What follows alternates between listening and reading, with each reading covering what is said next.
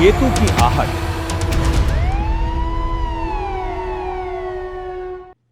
मित्रों, जय माता की नमस्कार। पुराने समय में जिन लोगों के घरों में बच्चे देर से पैदा होते थे या पैदा होके बेटे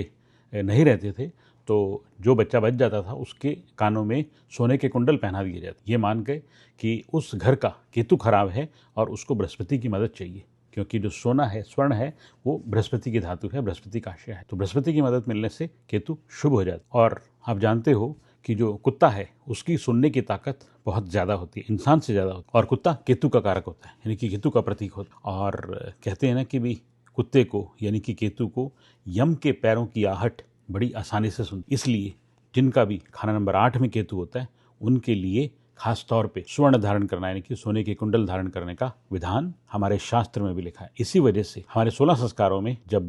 बालक विद्या अध्ययन के लिए जाता है, उपनयन संस्कार होता है, उसका यज्ञोपवीत संस्कार होता है, तो एक 10वां संस्कार जो कर्णभेद संस्कार है वो ऑलरेडी हमारे शास्त्र में पहले से डाल दिया, एक उपाय के रूप। क्योंकि केतु किसी भी घर में बैठ के अगर खराब हो रहा है तो उसको बृहस्पति की मदद चाहिए ही चाहिए, और बृहस्पति की मदद देने के लिए उसको कानों में सोना पहनाए, और सिर्फ सोना पहना। कान केतु का प्रतीक है, कान सुनने का प्रतीक, और जो 8 का केतु है वो यम का घर है, तो यम की आहट से बचने के लिए उसको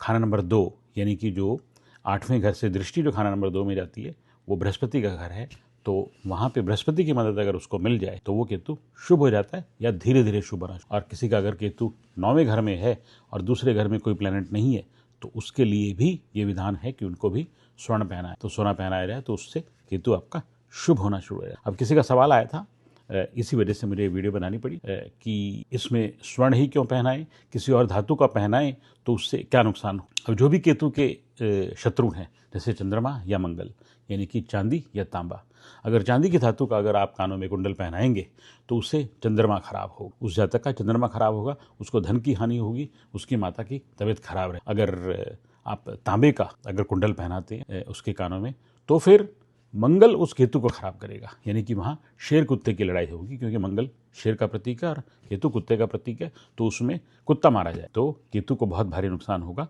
अगर कानों में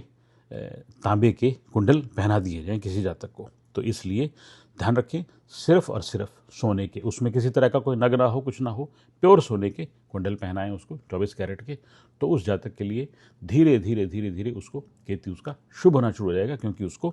कंटिन्यूअस बृहस्पति की मदद मिलनी शुरू हो जाएगी। अब एक और उपाय केतु 8 में लाल किताब में लिखा हुआ कि काला सफ़ेद कंबल मंदिर में दान करना, क्योंकि केतु 8 है, सामने उसको मंदिर में पहुंचाना है अगर वो अशुभ फल दे रहा है। लेकिन ये सिर्फ उस केस में नहीं करना जब खाना नंबर 2 में केतु के शत्रु प्लैनेट बैठ या सूर्य शनि बैठ, तब उस केस में हमें ये उपाय नहीं करवाना है। तो उससे वहाँ बैठे हुए ग्रह मंगल या चंद्रमा की एनर्जी उस केतु को अच्छा होने की बजाय खराब करना शुरू कर देती है। तो उसके लिए फिर कुछ और उपाय करना होता है, और सबसे बेस्ट उपाय है आप कर्णभेद संस्कार करो अपने बच्चे का, और हमेशा के लिए निश्चिंत हो जाओ, उसको कभी भी खराब केतु के बुरे असर नहीं आए। जय माता दी।